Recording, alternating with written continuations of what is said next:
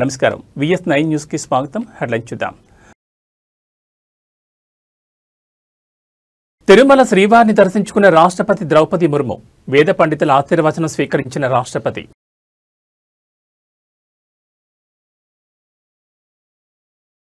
హైదరాబాద్లో దేశంలోనే అతిపెద్ద భూకుంభకోణం, రేవంత్ సర్కార్పై కేటీఆర్ సంచలన కామెంట్స్.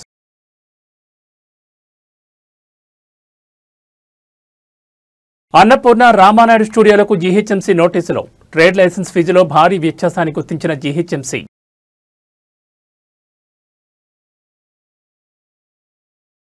వైవి సుబ్బారెడ్డి నివాసంలో 12 గంటల పాటు సిట్ విచారణ, కీలక పత్రాలను స్వాధీనం చేసుకున్న అధికారులు. ఇక డీటెయిల్స్ చూస్తే రాష్ట్రపతి ద్రౌపది ముర్ము తిరుమల శ్రీ వెంకటేశ్వర స్వామిని దర్శించుకున్నారు. ఈ రోజు ఉదయం పద్మావతి అతిథి గృహం నుంచి బయలుదేరిన ఆమె తిరుమల సంప్రదాయం ప్రకారం తొలుత శ్రీ భూ వరాహస్వామి ఆలయాన్ని సందర్శించారు. అనంతరం మహద్వారం వద్దకు చేరుకున్న రాష్ట్రపతికి TTD chairman BR Naidu, EO Anil Kumar Singhal, ఇతర అధికారులు ఘనంగా స్వాగతం పలికారు. ఆలయ అర్చకులు శాస్త్రోక్తంగా స్వాగతం పలికారు. ధ్వజస్తంభానికి నమస్కరించుకున్న అనంతరం రాష్ట్రపతి గర్భాలయంలోకి ప్రవేశించి శ్రీవారి మూల విరాట్ను దర్శించుకున్నారు. ఆమె వెంట రాష్ట్ర దేవాదాయ శాఖ మంత్రి ఆనం రామనారాయణ రెడ్డి ఉన్నారు. దర్శనానంతరం రంగనాయకుల మండపంలో వేద పండితులు రాష్ట్రపతికి వేదాశీర్వచనం అందించారు. టీటీడీ చైర్మన్ ఈవో కలిసి శ్రీవారి చిత్రపటం, తీర్థ ప్రసాదాలు, 2026 టీటీడీ క్యాలెండర్, డైరీలను అందజేశారు.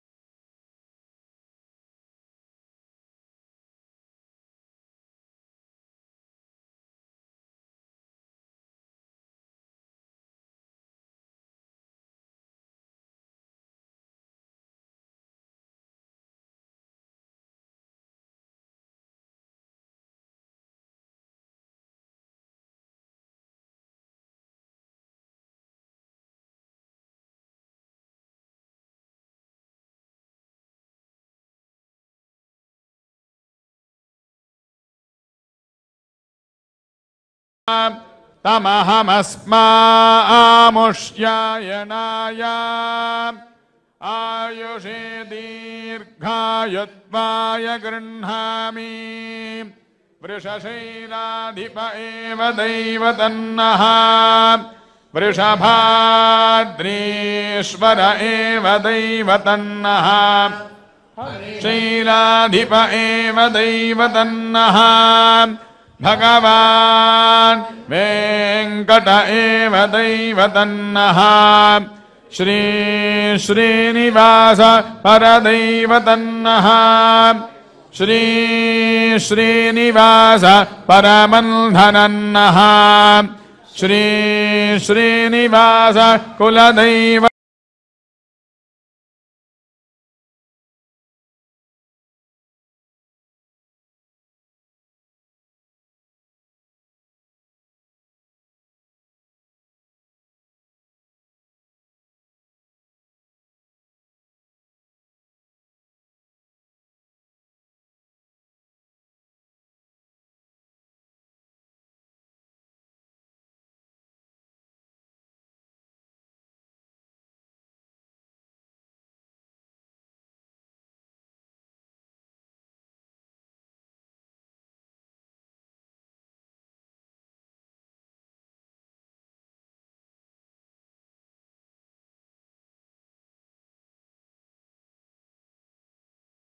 ఫార్ములా ఈ కార్ కేసులో గవర్నర్ అనుమతిపై బీఆర్ఎస్ వర్కింగ్ ప్రెసిడెంట్ కేటీఆర్ స్పందించారు. చట్టం తన పని తాను చేసుకుపోతోంది. చేసుకొనివ్వండి, నేను తప్పు చేయలేదు. లై డిటెక్టర్ టెస్ట్ కూడా నేను రెడీ అయ్యా. ఇంతకు మించి చెప్పేదేం లేదు. అయినా సీఎం రేవంత్ రెడ్డి నన్ను అరెస్ట్ చేసే ధైర్యం చేయడం అంటూ కేటీఆర్ వ్యాఖ్యానించారు. ఎక్కడ ప్రభుత్వ భూములున్నా రేవంత్ ముఠా వాలిపోతుందని కేటీఆర్ తీవ్రస్థాయిలో ఆరోపణలు చేశారు. భారతదేశంలోనే అతిపెద్ద భూ కుంభకోణం హైదరాబాద్లో జరుగుతుందని అన్నారు. సుమారు 9,292 ఎకరాల ప్రభుత్వ భూమిని తన వర్గీయులకు సీఎం రేవంత్ రెడ్డి కట్టబెట్టాలని చూస్తున్నారు. బాలానగర్, కుకట్పల్లి, చీడిమెట్ల, నాచారంలోని పారిశ్రామిక వాడల్లో భారీ మొత్తంలో ప్రభుత్వ భూములను కొట్టేసే ప్రయత్నం చేస్తున్నారు. ఎకరానికి 40 కోట్లు వేసుకున్న 4 లక్షల కోట్ల కుంభకోణం. మూసీ ప్రాజెక్టు పేరుతో మరో కుంభకోణానికి తెరలేపారు. భూములు ఎక్కడ చేతులు మారినా రేవంత్ రెడ్డికి కప్పం కట్టాల్సిందే. బీజేపీకి చిత్తశుద్ధి ఉంటే భూ కుంభకోణాలను అడ్డుకోవాలి. మేము అధికారంలోకి రాగానే భూ కుంభకోణాలపై విచారణ చేయిస్తామని రేవంత్ అన్నారని ఆరోపించారు. 9,292 ఎకరాల పారిశ్రామిక భూముల మీద కన్నేసి రేవంత్ రెడ్డి గారు ఆయన ప్రభుత్వం ఇవాళ Hyderabad industrial lands transformation policy అనే పేరిట భూములను కొల్లగొట్టే కుంభకోణానికి తెరలేపిండు. ఇక్కడ సింపుల్గా నేను చెప్పే లెక్క మళ్ళొకసారి అర్థం చేసుకోండి. ఈ 9,292 ఎకరాలు మొత్తం కూడా ప్రభుత్వ భూమి. ప్రభుత్వం పారిశ్రామికవేత్తలకు మీరు పరిశ్రమ పెట్టండి అని ఇచ్చిన భూమి. అడ్డికి పావు షేరు అంటే. కానీ ఇవాళ ఎంత పెద్ద భూ కుంభకోణం అంటే ఇవాళ రేవంత్ రెడ్డి ప్రభుత్వం తెరలేపింది సామాన్యమైన భూ కుంభకోణం కాదు. 1 కాదు 2 కాదు. హైదరాబాద్లో చాలా చాలా పెద్ద ఎత్తున మన దగ్గర పారిశ్రామిక వాడలు ఉన్నాయి. ఉదాహరణకి హైదరాబాద్ నడిబొడ్డున అజామాబాద్ ఇండస్ట్రియల్ ఏరియా ఉంటుంది. పక్కనే బాలానగర్, కుకట్పల్లి, జీడిమెట్ల, నాచారం, మల్లాపూర్, ఇంకా చాలా ఉన్నాయి. చుట్టూ పారిశ్రామిక వాడలు హైదరాబాద్లో ఓఆర్ఆర్ లోపల బోలెడు ఉన్నాయి. ఎక్కడ కూడా ఇవాళ మార్కెట్లో మీరు చూసినట్టయితే అక్కడ ఎకరం 40-50 కోట్లకు తక్కువ ఎక్కడ ఉండదు. గజాల లెక్కనే ఉంది, ఎకరం లెక్క కూడా లేదు. గజాల చొప్పున 2 లక్షలు, 1,00,000-1,50,000 గజానికి ఈ స్థాయిలోనే ఉంటుంది. ఇవాళ అట్లాంటి భూముల్లో రేవంత్ ఈ 9,292 ఎకరాలు వీళ్ళు ఏం చేస్తారట అంటే, మా గవర్నమెంట్లో మేమున్నప్పుడేమో 100% SRO రేట్ చెల్లించాలా ఒరిజినల్ అలాటీ చేతిలో ఉంటే, ఒరిజినల్ అలాటీ చేతిలో కాకుండా ఇంకోరి చేతికి పోతే 200% అని పెడితే, రేవంత్ రెడ్డి ఏమంటున్నాడు, కేవలం అప్లికేషన్ పెట్టుకుంటే వారం రోజులనే పర్మిషన్ ఇస్తారట. ఏది టీఎస్ ఐపాస్ లెక్క. అర్జెంటుగా డబ్బులు కావాలి కాబట్టి, అర్జెంటుగా లూట్ చేయాలి కాబట్టి వారం రోజుల్లో పర్మిషన్, మరొక వారం రోజుల్లో స్పెషల్ సిఎస్ ఆధ్వర్యంలో కమిటీ అప్రూవల్, మరొక వారం రోజుల్లో ఫీజు డిమాండ్ నోటీస్, 45 రోజుల్లో మొత్తం ప్రక్రియ పూర్తి. అన్నింటికి మించిన హైలైట్ ఏంటంటే 100%, 200% నిబంధన మనం పెడితే మన కేసీఆర్ గవర్నమెంట్లో 30% కడితే చాలంట. ఎంత హైలైట్ అంటే 30% చాలంటే, ఏది 30% SRO విలువ. ఉదాహరణకి మీకు ఎగ్జాంపుల్ చెప్తాను. అజామాబాద్లో ప్రస్తుతం SRO విలువ, SRO వాల్యుయేషన్ 32,000 రూపాయలు ఉంది. కానీ అక్కడ మార్కెట్లో 1,50,000 ఉంటుంది. యాజ్ ఇట్ ఈస్ 5 రెట్ల తేడా ఉంటుంది. బాలానగర్లో 45,000 ఉంది, కానీ బయట మార్కెట్లో 2 లక్షలు ఉంటుంది. జీడిమెట్లలో 32,000, 12,000 నుంచి 32,000 ఉంది మార్కెట్. హైదరాబాద్లోని ప్రముఖ సినీ నిర్మాణ సంస్థలైన అన్నపూర్ణ, రామానాయుడు స్టూడియోలపై గ్రేటర్ హైదరాబాద్ మున్సిపల్ కార్పొరేషన్ అధికారులు కొరడా జులిపించారు. ట్రేడ్ లైసెన్స్ ఫీజు చెల్లింపులో భారీగా పన్ను ఎగవేతకు పాల్పడినట్లు గుర్తించి 2 స్టూడియోలకు నోటీసులు జారీ చేశారు. ఏళ్లుగా వ్యాపార విస్తీర్ణాన్ని ఉద్దేశపూర్వకంగా తక్కువగా చూపిస్తూ బల్దియాకు చెల్లించాల్సిన ఫీజులో కోత విధిస్తున్నట్లు అధికారులు తెలిపారు. బల్దియా సర్కిల్ 18 అధికారులు ఇటీవల జరిపిన తనిఖీల్లో ఈ అక్రమాలు వెలుగులోకి వచ్చాయి. అధికారిక లెక్కల ప్రకారం అన్నపూర్ణ స్టూడియో ఏటా 11.52 లక్షల ట్రేడ్ లైసెన్స్ ఫీజు చెల్లించాల్సిందిగా కేవలం 49,000 మాత్రమే చెల్లిస్తున్నట్టు తేలింది. అదేవిధంగా రామానాయుడు స్టూడియోస్ చెల్లించాల్సిన 1.92 లక్షలకు బదులుగా కేవలం 1,900 మాత్రమే చెల్లిస్తున్నట్లు అధికారులు నిర్ధారించారు. ఈ 2 స్టూడియోలు తమ వ్యాపార విస్తీర్ణాన్ని వాస్తవం కంటే చాలా తక్కువగా చూపడం వల్లే ఫీజులో ఇంత భారీ వ్యత్యాసం కనిపిస్తోందని అధికారులు వివరించారు. ఈ పన్ను ఎగవేతను తీవ్రంగా పరిగణించిన జీహెచ్ఎంసీ బకాయి పడ్డ పూర్తి మొత్తాన్ని వెంటనే చెల్లించాలని ఆదేశిస్తూ నోటీసులు పంపింది. వాస్తవ విస్తీర్ణం ఆధారంగా ట్రేడ్ లైసెన్సును పునరుద్ధరించుకోవాలని కూడా స్పష్టం చేసింది.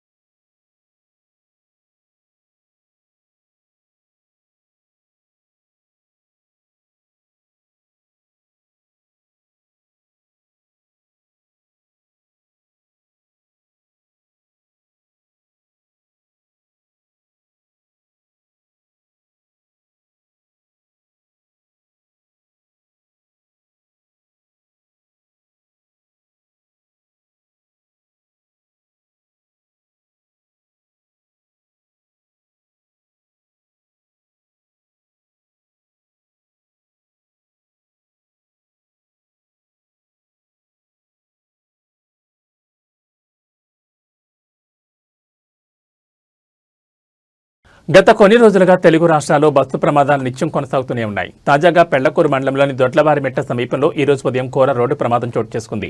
మార్నింగ్ స్టార్ ట్రావెల్స్ కు చెందిన ప్రైవేట్ బస్సు అదుపు తప్పి బోల్తా పడడంతో ప్రయాణికులు భయాందోళనకు గురయ్యారు. విజయవాడ నుంచి బెంగళూరు వెళ్తున్న ఈ బస్సు ప్రమాదానికి గురైంది. ఆ సమయంలో బస్సులో మొత్తం 21 మంది ప్రయాణికులు ఉన్నట్లు సమాచారం. వేగంగా వెళ్తున్న బస్సు అదుపు తప్పి బోల్తా పడినట్లు తెలుస్తోంది. ఈ ప్రమాదంలో 6 ప్రయాణికులు తీవ్రంగా గాయపడ్డారు. ఘటన జరిగిన వెంటనే స్థానికులు పోలీసులు అక్కడికి చేరుకుని సహాయక చర్యలు ప్రారంభించారు. గాయపడిన వారిని అంబులెన్స్ల ద్వారా నాయుడుపేట ప్రభుత్వ ఆసుపత్రికి తరలించగా వారికి ప్రస్తుతం చికిత్స కొనసాగుతోంది. ఈ ఘటనపై కేసు నమోదు చేసిన పోలీసులు దర్యాప్తు చేపట్టారు.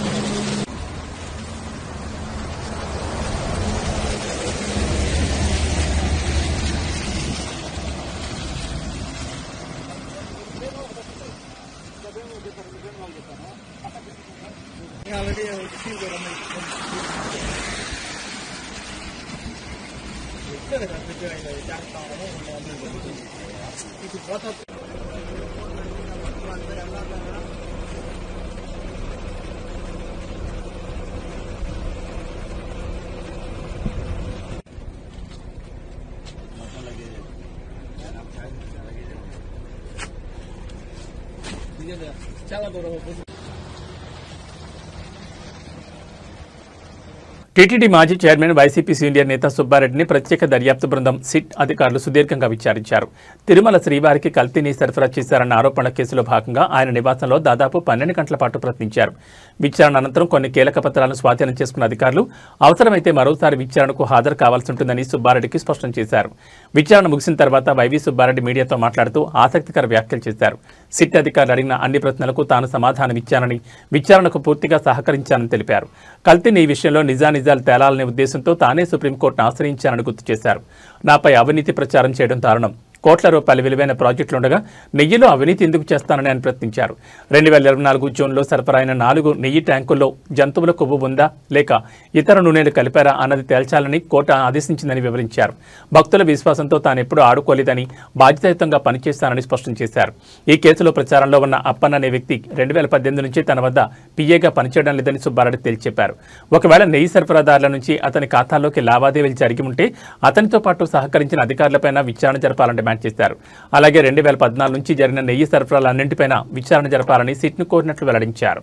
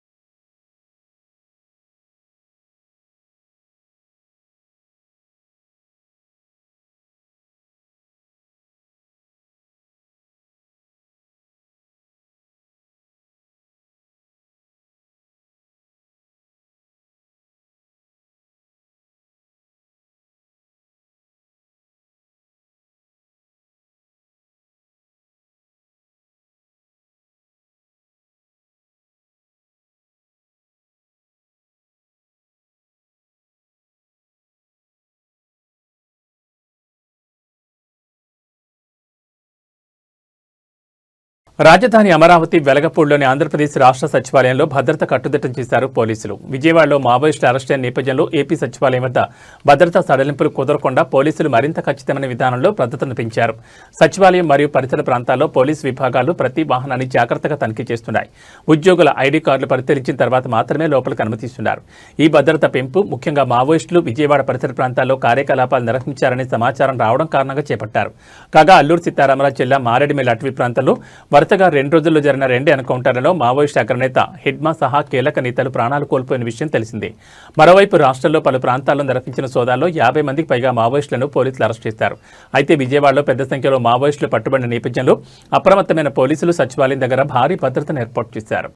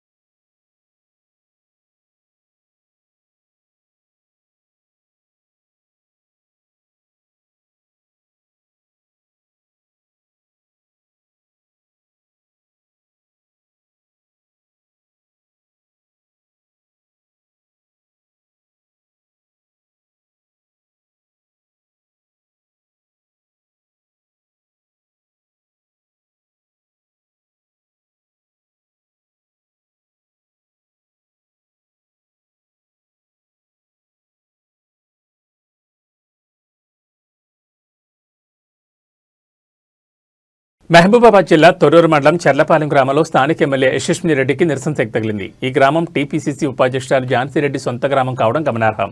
చర్లపాలెం గ్రామంలో పలు అభివృద్ధి పనుల శంకుస్థాపన కార్యక్రమం జరిగింది. ఈ కార్యక్రమానికి ఎంపీ కడియం కావ్య, ఎమ్మెల్యే యశస్విని రెడ్డి, ఝాన్సీ రెడ్డి హాజరయ్యారు. ఎంపీ కడియం కావ్య మీడియాతో మాట్లాడుతున్న సమయంలో ఒక స్థానిక మహిళ నేరుగా ఎమ్మెల్యే యశస్విని రెడ్డి వద్దకు వచ్చింది. ఆ మహిళ నా సొంత ఖర్చుతో ఇల్లు కట్టుకున్నాను, నాకు ఇందిరమ్మ ఇల్లు ఎందుకు మంజూరు చేయలేదని ఎమ్మెల్యే నిలదీసింది. దీంతో అక్కడున్న స్థానిక కాంగ్రెస్ నాయకులు వెంటనే స్పందించారు. సమస్య చెప్పుకునేందుకు వచ్చిన ఆ మహిళను బలవంతంగా అడ్డుకుని అక్కడి నుండి పక్కకు పంపించే ప్రయత్నం చేశారు. తమ సమస్యలు చెప్పుకునేందుకు ప్రజలు వస్తే వారిని అడ్డుకోవడం, పక్కకు పంపించడం వెంటనే చూస్తున్న గ్రామస్తులు తీవ్ర అసహనం వ్యక్తం చేశారు. ప్రజాప్రతినిధులు ప్రజల సమస్యలను వినాలని హితవు పలికారు.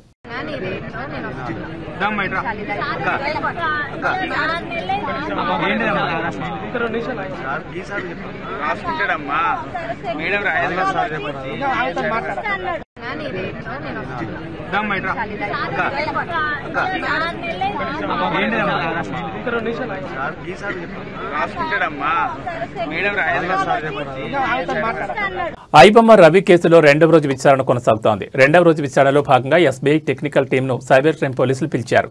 ఎస్బీఐ టర్మ్ లైఫ్ ఇన్సూరెన్స్ పోర్టల్కు ఐబొమ్మను లింక్ చేశారు. దీంతో ఐబొమ్మకు సంబంధించిన బప్పం టీవీలో లింక్ కాపీ చేసి ఎస్బీఐ టర్మ్ లైఫ్ ఇన్సూరెన్స్ పోర్టల్లో పేస్ట్ చేస్తూ సినిమాలు చూస్తున్నారు. దీనికి సంబంధించి పలు వీడియోలు కూడా సోషల్ మీడియాలో వైరల్ అవుతున్నాయి. ఈ నేపథ్యంలోని ఎస్బీఐ టెక్నికల్ టీం నుండి పోలీసులు వివరాలు సేకరిస్తున్నారు. పోర్టల్ నుండి ఐబొమ్మ లింక్ తొలగించే అంశంపై టెక్నికల్ సపోర్ట్ను పోలీసులు పరిశీలిస్తున్నారు. ఇదిలా ఉంటే పైరసీ సినిమాల వెబ్సైట్ను ఎస్బీఐ పోర్టల్లోనే లింక్ చేయడం ఆందోళన కలిగిస్తోంది. అసలు ఎవరూ ఊహించిన విధంగా ఏకంగా బ్యాంక్ వెబ్సైట్నే హ్యాక్ చేసి దానికి లింక్ చేయడం అందరినీ ఆశ్చర్యానికి గురిచేస్తోంది. రవి పోలీసుల అదుపులో ఉన్న సమయంలోనే ఇలా జరగడంతో రవి వెనక ఎవరెవరున్నారు, ఐబొమ్మను ఎవరు ఆపరేట్ చేస్తున్నారంటూ పలు ప్రశ్నలు వినిపిస్తున్నాయి. మరోవైపు ఐబొమ్మ 1 అంటూ ఇతర పేర్లతోనూ కొత్త వెబ్సైట్లు దర్శనమిస్తున్నాయి.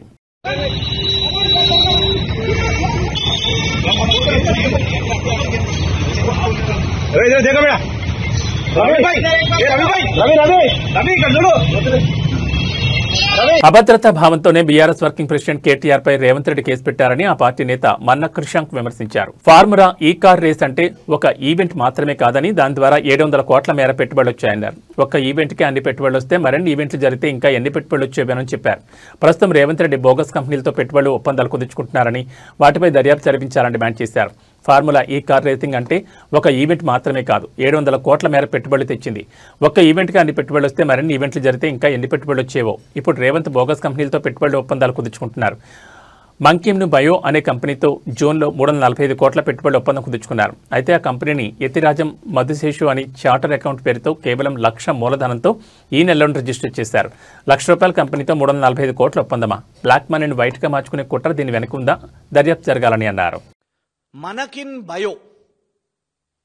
బయో అనే సంస్థకు 340 కోట్ల పెట్టుబడి ఈ శైవా గ్రూప్ అండ్ టరానిస్ క్యాపిటల్ యుఏఈ వాళ్ళు మధ్యలో ఒప్పందం మన రాష్ట్ర ప్రభుత్వం చేపట్టడం, వాళ్ళు మధ్యలో ఉండి మధ్యవర్తిత్వం చేసి రాష్ట్ర సచివాలయంలో ఎంఓయూలు చేపట్టడం. 340 కోట్లు అబ్బా మనకిన్ బియో ఏంటిదబ్బా ఇది అనేసి అనుకుంటే ఆ కంపెనీ 340 కోట్లు వీళ్ళు జూన్లో ప్రకటిస్తారు.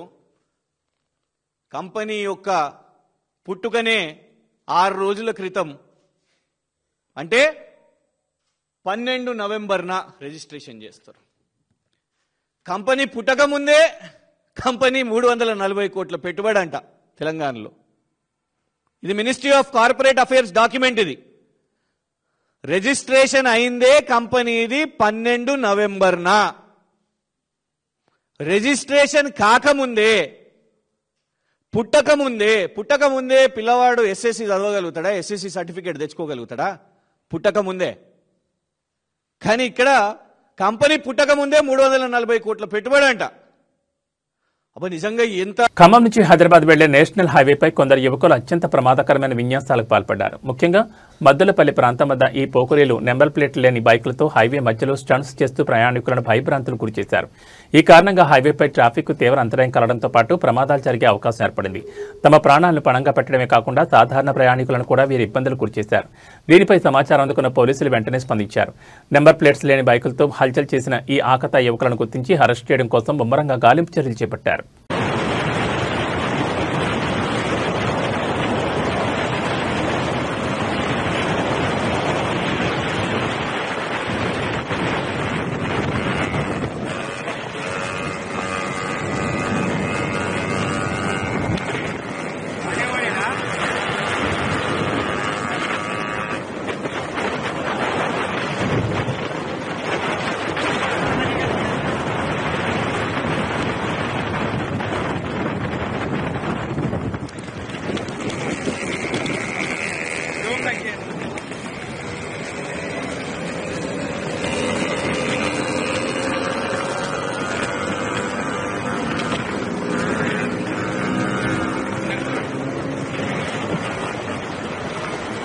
దక్షిణాఫ్రికాతో జరగనున్న రెండో టెస్టుకు ముందు టీమిండియాకు గట్టి ఎదురుదెబ్బ తగిలింది. కెప్టెన్ శుభ్మన్ గిల్ మెడ నొప్పి కారణంగా ఈ మ్యాచ్కు దూరమయ్యాడు. దీంతో శుక్రవారం అతన్ని జట్టు నుంచి విడుదల చేస్తున్నట్లు బీసీసీఐ ప్రకటించింది.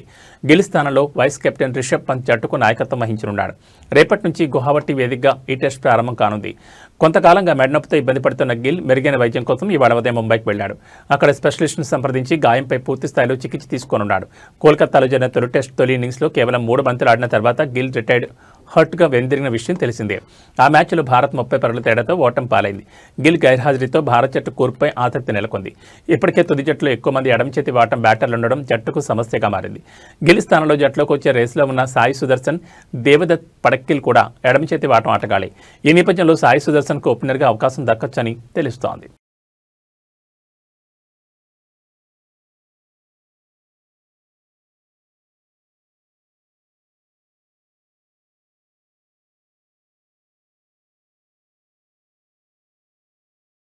ఇవి బులెటిన్ విశేషాలు. మరో బులెటిన్లో మళ్ళీ కలుసుకుందాం. నమస్కారం.